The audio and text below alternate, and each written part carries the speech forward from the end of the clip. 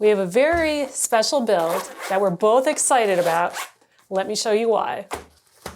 Let's see, we got some World of Warcraft, ooh, some Counter-Strike, Guild Wars, Age of Conan, got some Myst, and Baldur's Gate 2. I played the first 2 Baldur's Gate games a lot. And then there was a dry spell where I didn't find any games that really satisfied me until Divinity 2 came out. That really felt like the soul of that style of game. And that studio, Larian Studios, gets to make the 3rd Baldur's Gate game. Which is super exciting because they reached out to us to help spread the word. And we figured the best way to do that would, of course, be to build one of the MacGuffins, one of the most important props from the game, the Shadowheart box. So that's what we're going to do today, and we're going to make it out of foam. I made a little test icosahedron for our item here. This is out of just an EVA foam. I believe this is Yaya's EVA foam, 4mm. And this was to test out getting the shapes and angles and everything right. And it looks great. However, there's supposed to be light leaking out from the seams on our piece. So we're going to use a slightly different foam. This is called Plastazote, and it is translucent. So light will pass through this. So we're hoping that we can light it up from the inside. So we'll make the main body of the icosahedron out of that, and then we'll make little panels out of opaque foam here to cover up everything we don't want lit up.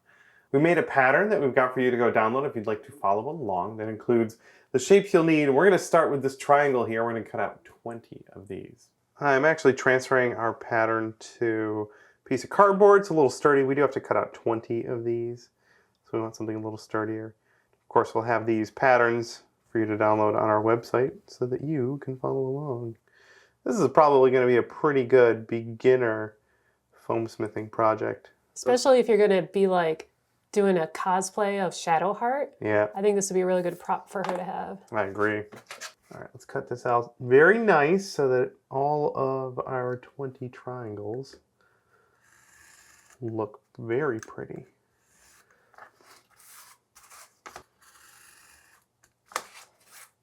Treated myself to a fresh blade. Cut so nice. You deserve it. There we go. This is so not necessary, but definitely a quality of life thing. Make a little handle for our pattern. Out of tape. That's so cute. So it's easy to pick up, and we don't get marker all over our fingers. Ta-da. How much room should I leave? Just a little less than that. Yeah, that's good. And this is kind of more of an open cell foam than EVA foam. It's part of the reason it lets in the light, diffuses it really well.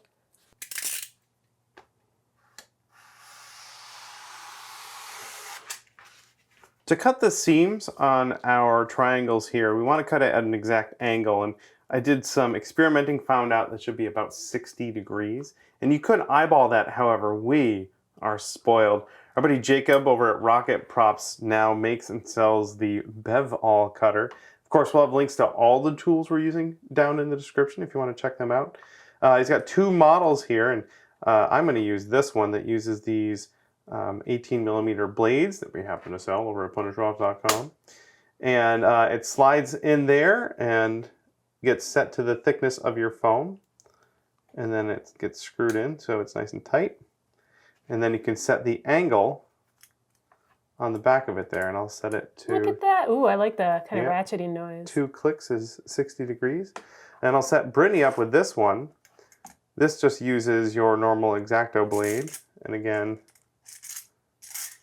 it goes in at, you set the angle. Oh, it's going to save so much time. And be accurate. There we go. Set it to the angle. And then set the depth. And then tighten it. And then you can just run it through the foam. And we have a perfect cut. And now all of our cuts will be consistent. That's so rad. So handy.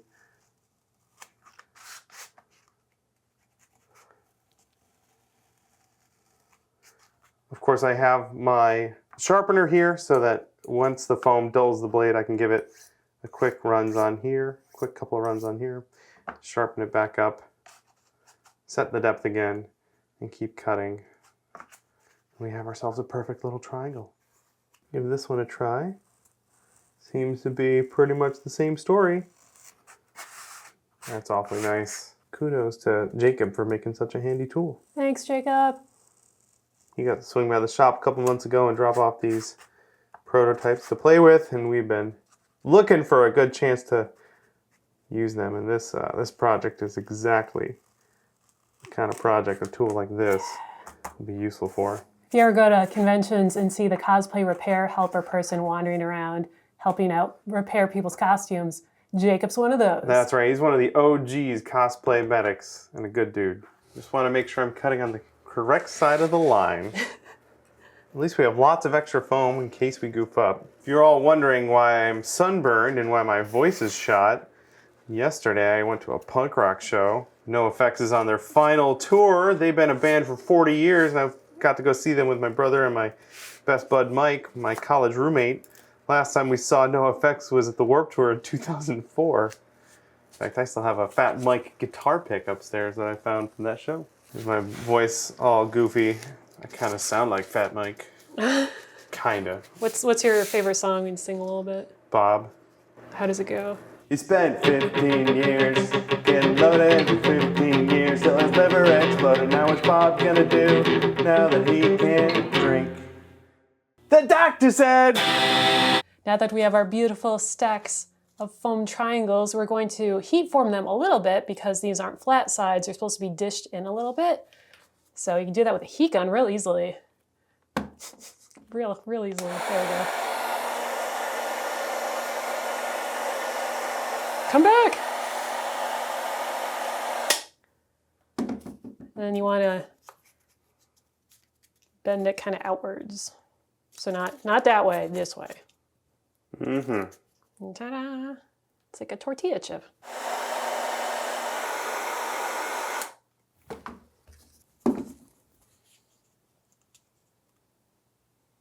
Just trying to ring you out there, Britt. Time for glue. We're going to use contact cement. You could also use hot glue if that's all you got. Super glue doesn't really work well on this foam. We're going to use contact cement. And of course I have the door cracked, I have a fan going, I have my respirator because this stuff's pretty nasty. And we're going to brush a little bit of it on every single seam. We can do the whole batch and then stick them all together once the glue is dried. Only takes about 5 minutes. And it doesn't take much, but you do want to make sure you coat the surface all the way up to the edge really well. And I go over it a couple of times to clean up any of the blobs. Just go around and coat all 3 sides of my triangle. And then move on to the next piece.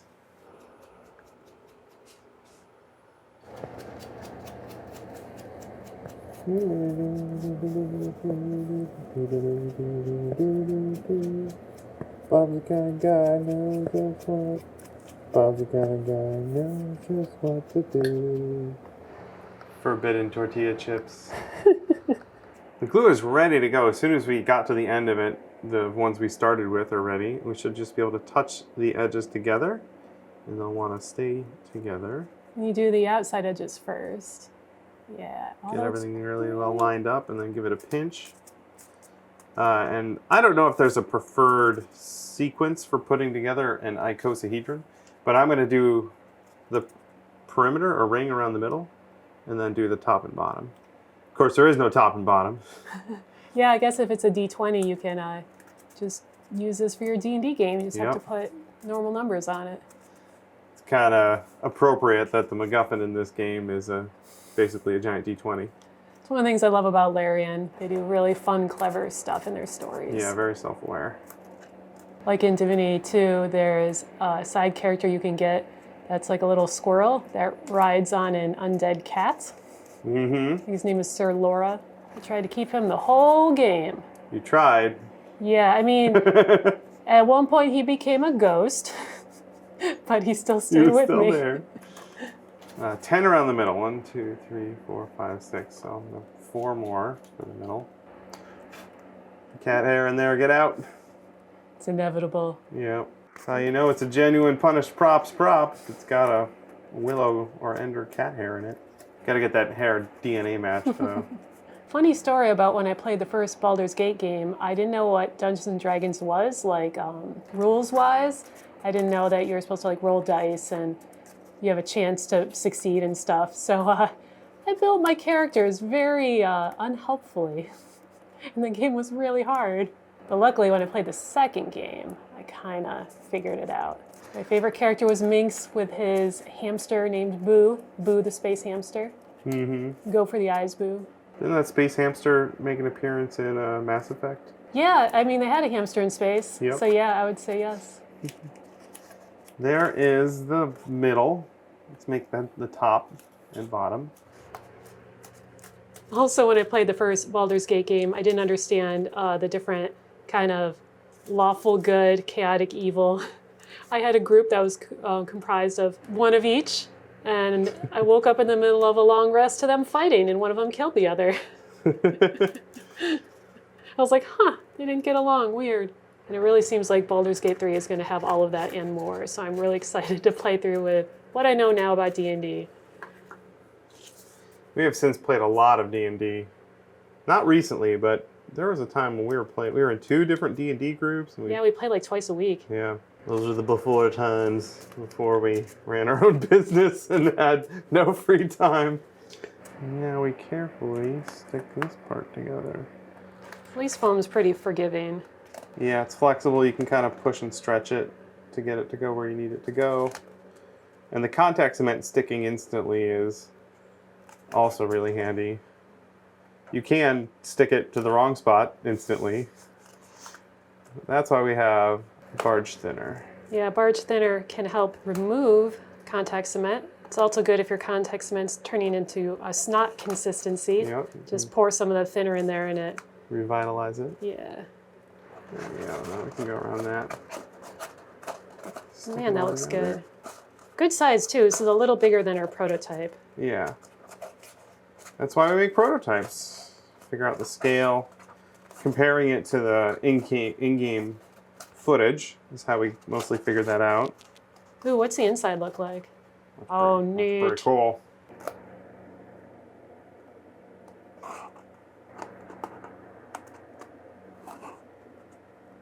People ask, how do you get your seams to look good? And you do it by taking your time. I'm trying to take my time. Your seams are always so clean. Yeah, I'll just press it all together. And then we will definitely go over all these edges with the rotary tool, get rid of that ink, smooth it up a little bit. Roll for initiative. It looks like a 20. Sure.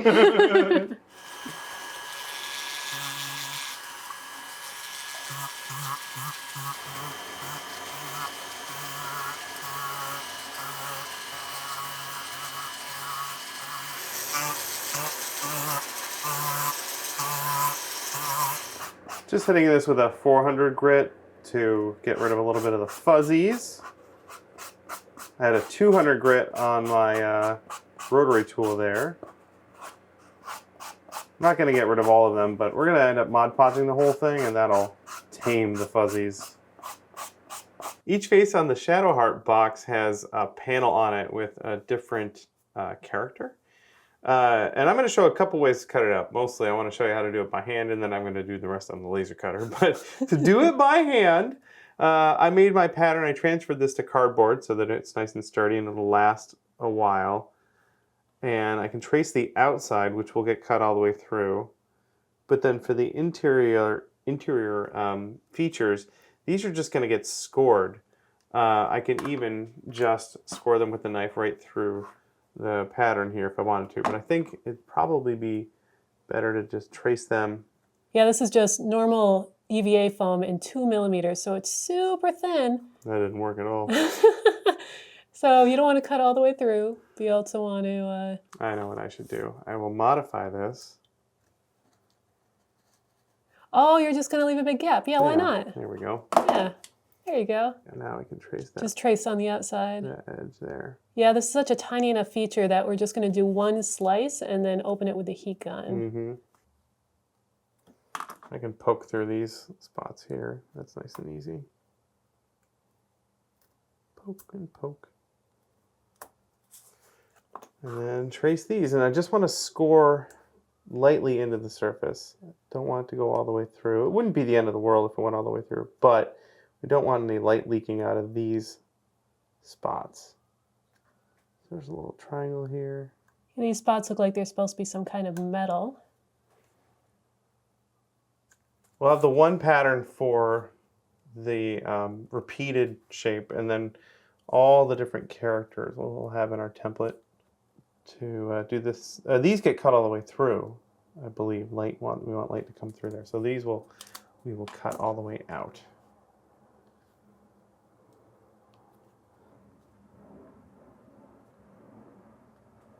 And that comes out.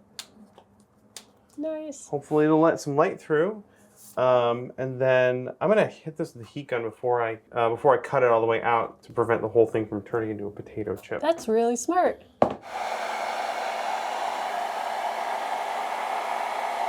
There it goes. Nice. Oh, it's still trying to potato chip. There we go. And we're going to glue this down. Yeah. So now we can cut it out all the way.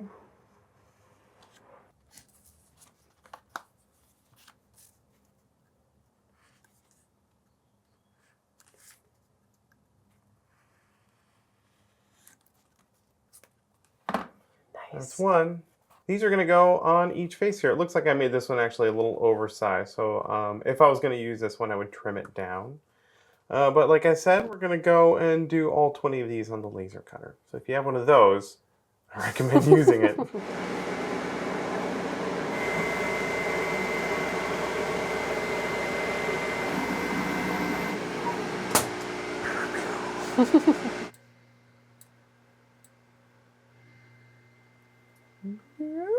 Nice. I think we're good.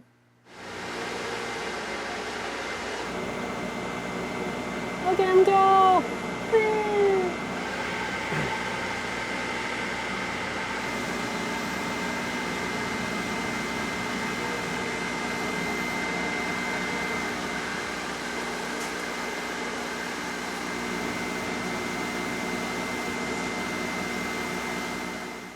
Let's see how it did. Not bad for a 10-year-old laser. Looks beautiful. There's our parts. I'll have to weed some of the chibbly bits out of there. There's one or two you want to keep, right? Like the little this circles. Circle do I want to keep. Does look really good though.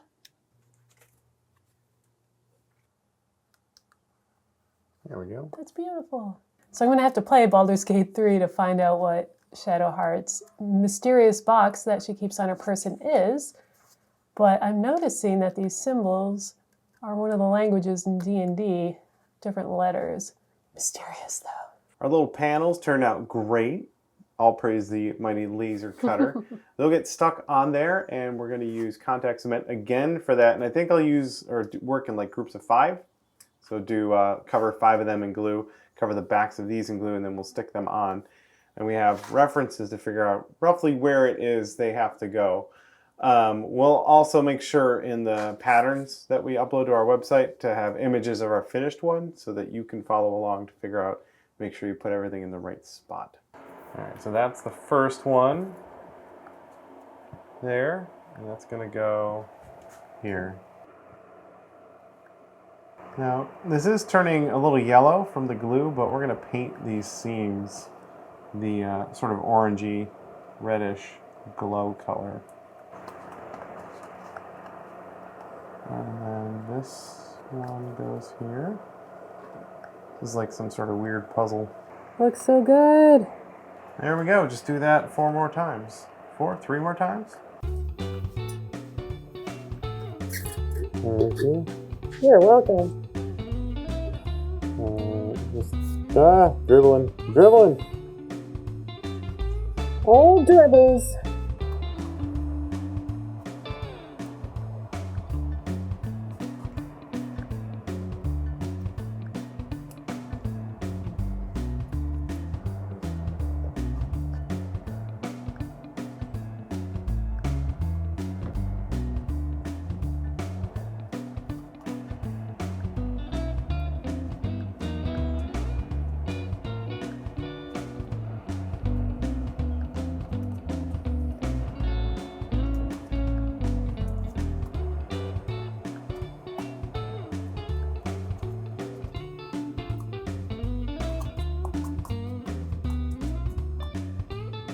On the last one.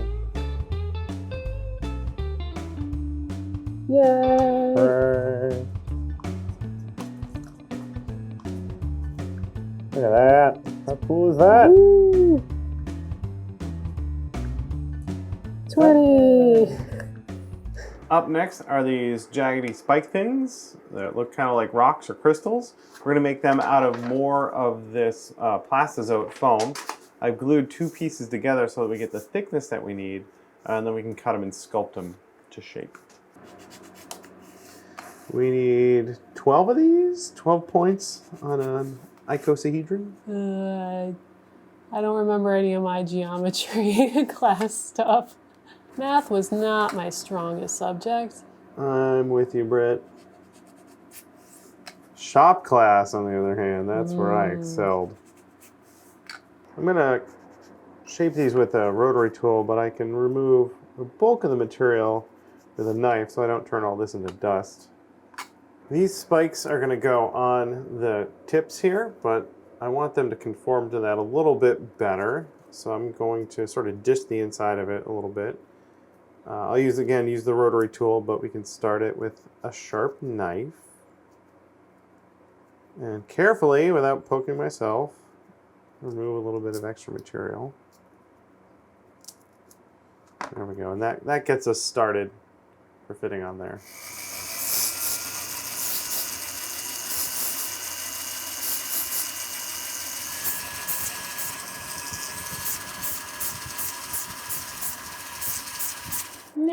They're so cute, Bill. Now we could just glue these on, but we want as much light to get through as possible. So we have a sharpened pipe, and we're hoping that we can just remove some of this extra material. This is just weird. Oh, there it goes. Nice. Ta-da! Anytime you need a round hole in foam, this is a great option. We have sharpened pipes in different sizes. And if you need anything smaller than this, we use a leather hole punch. Although that'd be hard to use in this shape. Upgrade. And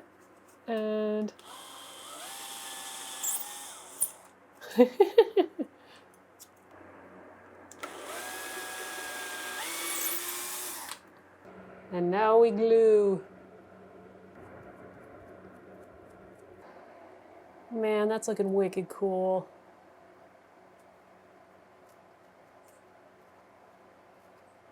I like too, since this is all foam, we could like hurl it at people and it won't hurt.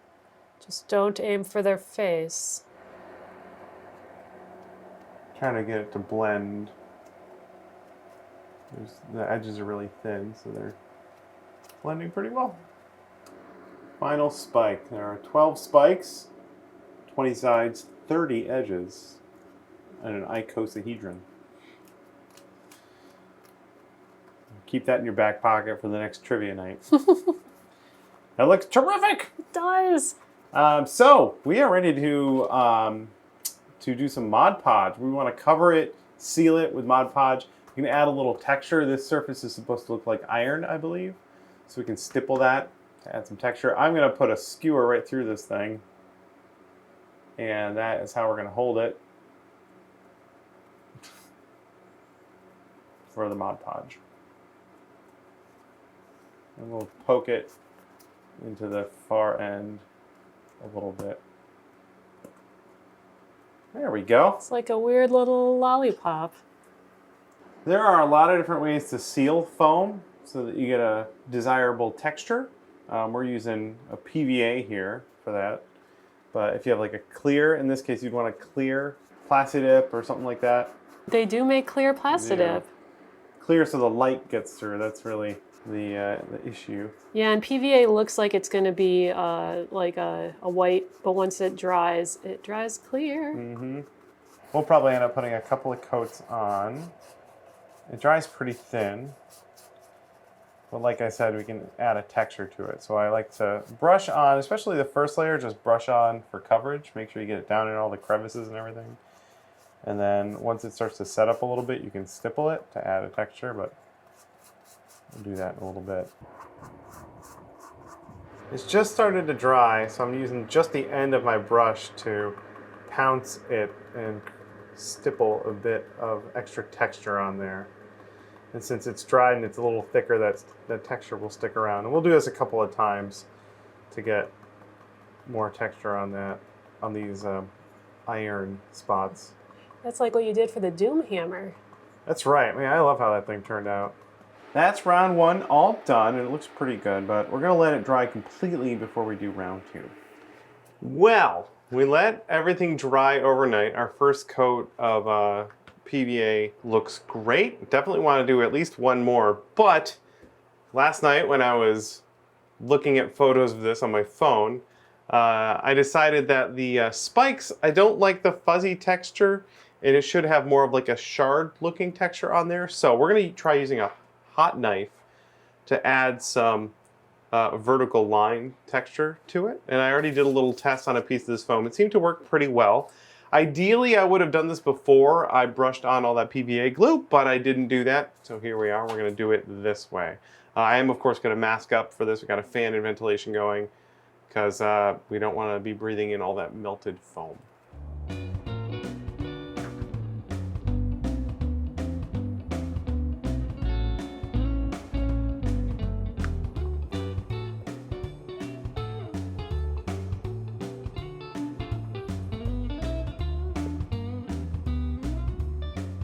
I think that looks really good, Bill. Thank you. Nice little addition. Time for another layer of PVA. Our Mod Podge was all kind of dried up and crusty, so we're switching to a different kind of PVA. And same deal, just brush it all on, and then after it sets up, I'll kind of like stipple the little black panels a bit. Make sure to get all the spikes since some of those have been melted a bit. Oh yeah, look at that texture. Oh, and these I can kind of streak in this direction a bit. The second layer of PVA has been applied and mostly dried. Next, we're going to cut out a panel so we can get at the inside and install some lights. We found some LEDs on Amazon we're going to try out. We have a bunch of others in case those don't work. So I'm going to carefully cut out one of these panels and then hopefully be able to install some magnets so that it'll snap back into place. I'm going to try and follow the seam right there. Hopefully that will hide the cut mostly. A squeak, a squeak. Making sure that this is a very sharp blade. So we have as clean a cut as possible.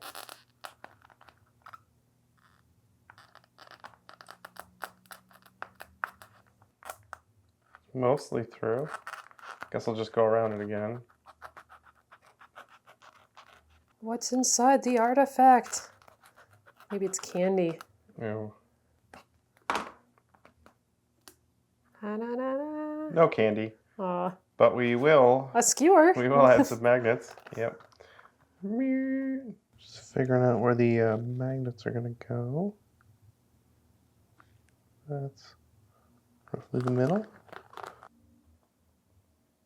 There we go. We're going to use these teeny tiny little magnets, but we got a set of a bunch of various sizes of magnets. We'll have a link in the description, little neodymium guys. And then to punch the hole, I've got another sharpened tube.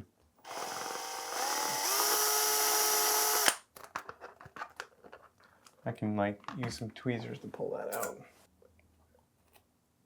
There we go.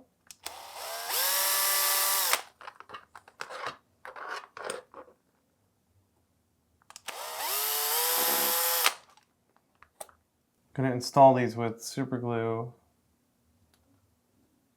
Here we go. And then I have some plastic tweezers to hold my magnet so I don't have it sticking to the magnet.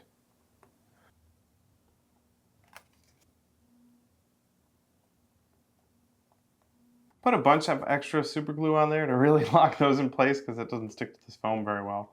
To figure out where to put the magnets on the other side, I'm going to stick these down and then I can press this into place and it should mark or leave an indent.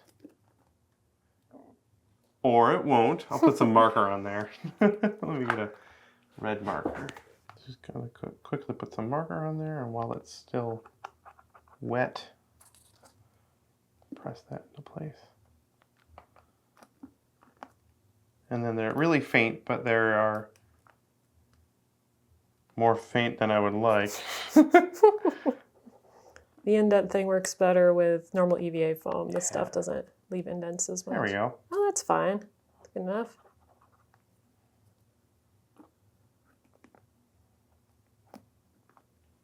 There we go. Okay. The holes are going to be just a hair higher than that.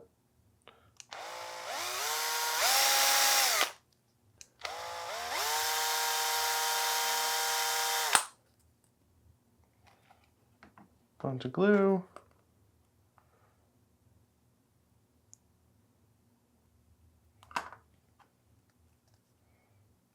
A little accelerant. Hopefully that is locked in there forever. If we've done everything correctly, it should snap into place. Oh! That's awesome. Oh, yeah. I don't even see like a seam or anything. I know. Yeah. Now we get the fun job of trying to cram electronics in this tiny little hole. Yeah. I just want to keep doing this. That's good sound. Oh, yeah. Do it this way.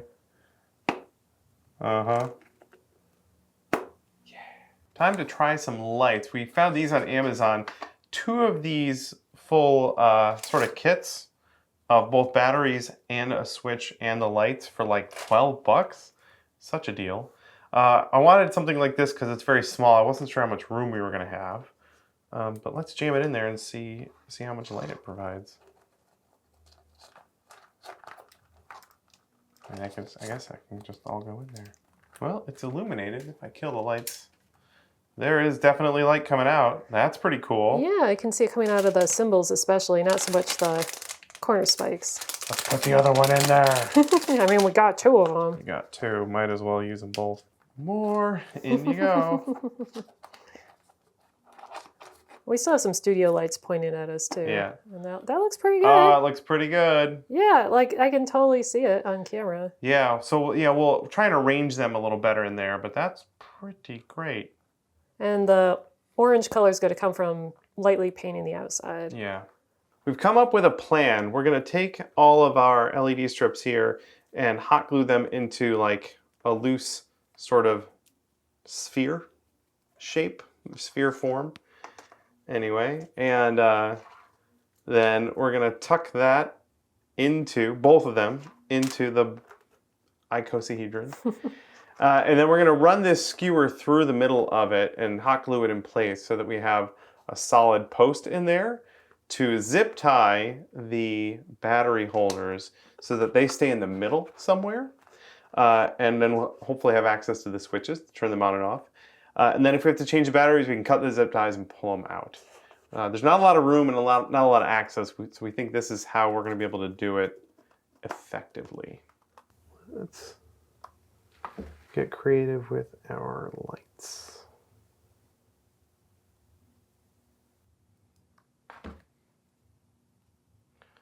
Just want to make sure I'm not blocking any of those lights with the overlap. My light ball has been constructed. Let's see if we can stuff it down in there. Yeah, I'm already seeing the light coming through. It's awesome. It's filling the volume pretty well. And then I'm going to stick this through there. And put a little hot glue on the end and glue it in there. But I need to cut it to length. Ha. Ha. Ha. Nah, it works for this old Tony. I need that. Thank you. You're welcome. All right, so a little glue on the end of this. I don't know if I'm able to see in there. Just take my word for it. It's very Should I bright. turn the lights off? Oh yeah, that'd be easier. There you go. Okay, just a little bit of glue. And then just make sure you hit the sides with it. Just scrape it all off on your way. And we'll stuff it through like that. There we go. All right, I think if I get the zip ties around the post in there first, then I'll hate this less. It's one of the fun things about working with a prototype that hasn't been made before. Yeah. Is sometimes you don't really think about how everything's going to get installed. Okay, we got them started. And then these can go in like that. Yeah. And then I get to use a fancy tool. Ha! This is my zip tie tool. Yay.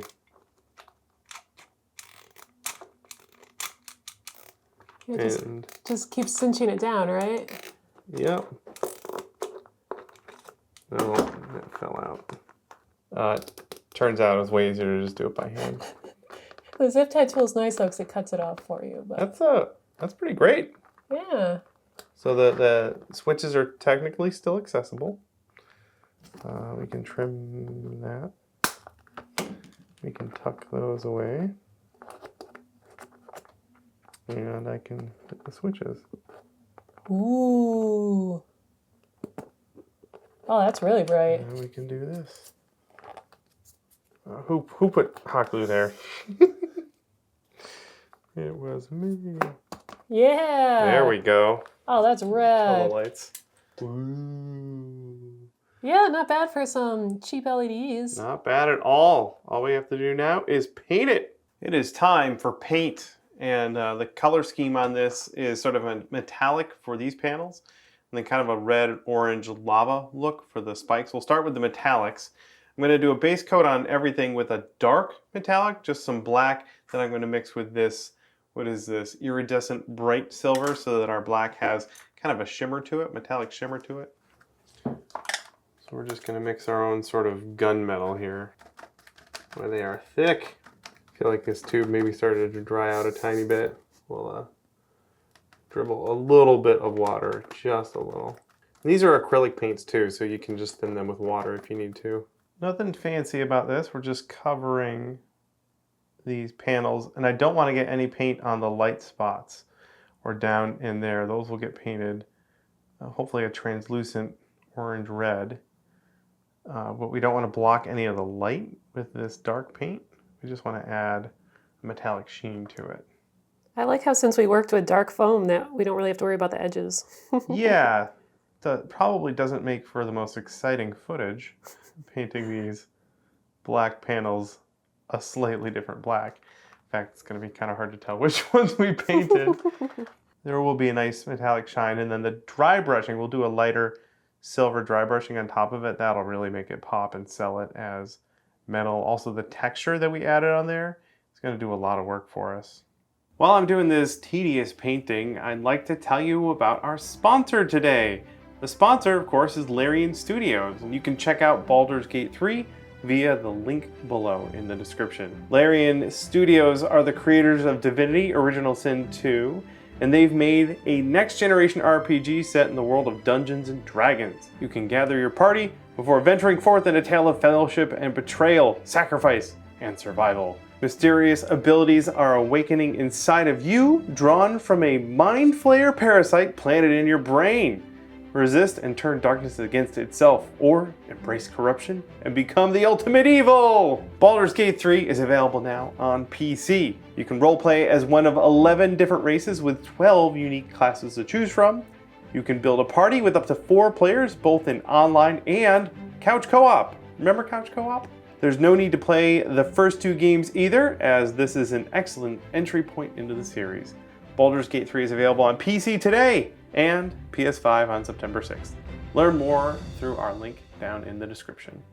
Our base coat is mostly dry, so we're going to do the highlights. I decided to go with Rub and Buff for this, just to give it a hint of shininess on all the raised edges and texture. Little goes a very long way. We're just gonna get the tiniest amount on our finger and just rub it on. That texture is gonna grab the silver paint on all the high spots, and we get this lovely contrast and a little bit of shininess that's subtle, and we can add more if we want, but usually a little bit goes a long way. Ooh, I really like that it's highlighting the edges too. Yeah. I actually think I have more control with this than with a brush. I really like that. It's looking really cool, Bill. You did a great job. Thank you. I get to do the orange. It looks like it's mostly orange. Some of this looks a little more molten rock, a little more red, but I'm gonna do a layer of orange and I'm gonna make it pretty translucent. Got some folk art here. From what I remember, this doesn't cover the best, especially yellows and oranges. But that's what I want. Yeah, let's water that down. And if my edges are a little messy, that's okay. It'll look like it's glowing and bleeding onto the metal. And it'll look a little lighter when it dries.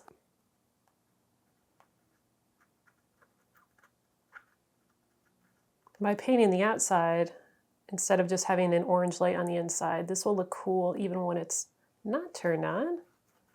Ooh, yeah, I'm liking that. Already has a little bit of a yellowy tint from all of that contact cement.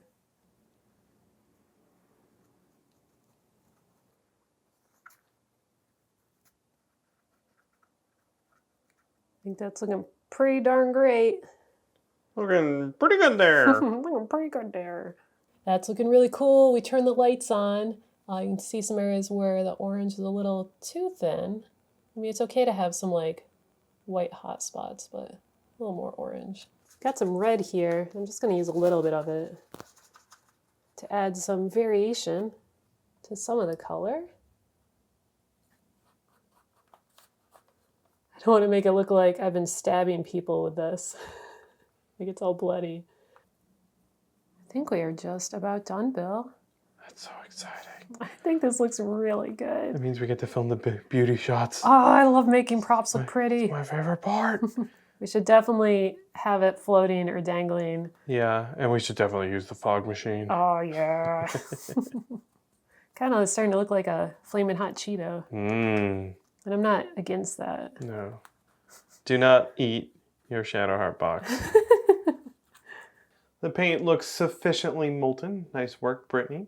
Thank you. The last thing I want to do is a little effect. And I'm going to dig into my shoebox full of magical effects here. For a time, I was a very mediocre magician back in my bartending days. And this box is full of mostly cards for magic tricks. But one of the things I have in here is invisible thread. Now, it's not really invisible. It's just thin and black. So against a dark shirt like I've got on right now, it does become invisible. And what I have is a bit of that thread, and I just super glued a little bit of it to this piece of skewer here. This is the hole that we had this skewered on before. We left that in there so I can just mash that in, and it should be a nice friction fit. There we go, and it will dangle by that thin piece of string. Ooh. And if you're far enough away, and if it's dim enough, you won't even see that string. There's a lot of ways you can sort of display this. You could just put it on a ring and have it hang from your hand if you want. One way a magician might do this is they would pin part of this to their outfit over here and then run it between their fingers so that when you move your hand forward, it raises up like that, as opposed to having it looking like it's swinging from your hand. So there's a lot of different ways you can kind of display that. I love the idea that it can spin around. In fact, we're going to use this for taking our beauty shots and make it look like it's just suspended in air. Whoop! Just like that. I love it. Magic. This was an awfully fun build. Pretty quick too. Something you should definitely try out if you've got a little foam lying around. Even if you don't have any of the translucent foam for the lights and everything, you could just make it out of opaque foam and paint it to look like it's glowing. Just like that. And of course we have the patterns. Exactly, yeah. We'll also put in the vectors I did of the symbols in case you want to 3D print this. It's another option. You could try and 3D model it. In fact, how would I 3D model an icosahedron? I bet someone's got a tutorial out there. This was great, a ton of fun. I hope you follow along, and thank you so much to Larian Studios for sponsoring this build. And thank you for making such an awesome game. I've only played the beginning of Baldur's Gate 3, but I already love it. And I'm excited to start over again with a new character. And maybe Bill will play it with me. Yeah, who knows? That'll do it for us. Thank you so much for watching. We love having you here in the studio. Always a joy. Thank you so much to the members of our Extra Credit Club, the fine, wonderful, beautiful human beings who keep us employed. Please keep that up. We couldn't do this without you. That'll do it for us. Now, all we have to do is go shoot the beauty shots, which is my favorite part. So please enjoy. Hup. Ah. Magic.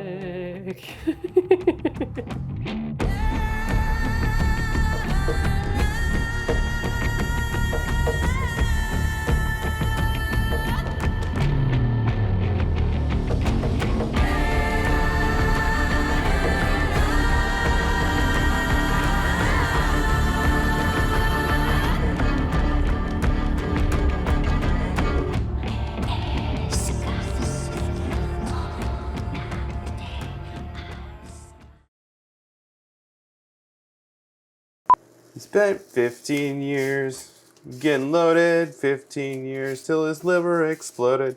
Now what's Bob gonna do now that he can't drink? 2, 3, 4. Time for glue. Can we do that again, please? Yeah. I just ruined my focus somehow. I cut on the wrong side of the line. Well, we can. No, one side's all wiggly anyway. I kind of made like a little S. I wasn't pressing down hard enough. Okay. We have lots of spare foam. Hey, look, my shirt. Perfectly. Oh, we're both repping Evan and Caitlin. We didn't plan that. One of us has to change. Each face on our ocosahedron. Ocosamneutron.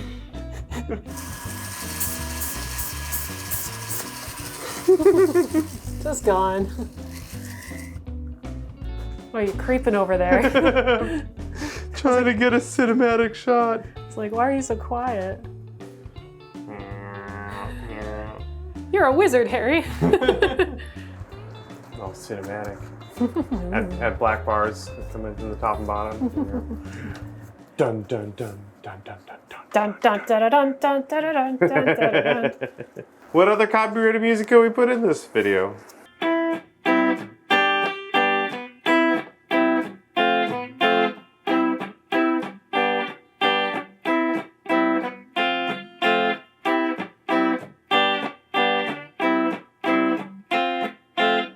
Bob.